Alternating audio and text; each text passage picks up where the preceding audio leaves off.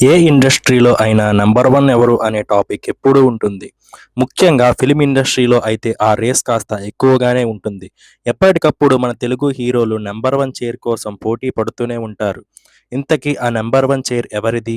నిన్న మొన్నటి వరకు నంబర్ వన్ ఎవరంటే అందరికీ గుర్తుకు వచ్చేది చిరంజీవి పేరు మాత్రమే. టాలీవుడ్ చరిత్రలోనే మైల్డ్ స్టోన్గా గుర్తుకు వచ్చేది ఇద్దరు మాత్రమే. ఒకళ్ళు ఎన్టీఆర్, రెండు ఏఎన్ఆర్.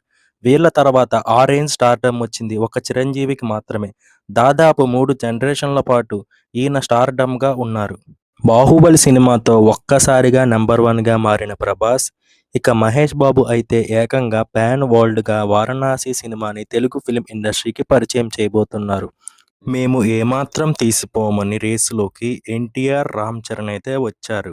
అయితే ఈ గ్యాప్‌లో 'పుష్ప' సినిమాతో ఒక్కసారిగా పాన్ ఇండియా రేంజ్‌కి మారారు అల్లు అర్జున్. ఇకపై తెలుగు ఇండస్ట్రీలో నంబర్ వన్ ఎవరు అని చెప్పడం కష్టంగా మారింది. మీరు ఏ హీరోని నంబర్ వన్‌గా అనుకుంటున్నారో కింద కామెంట్ చేయండి.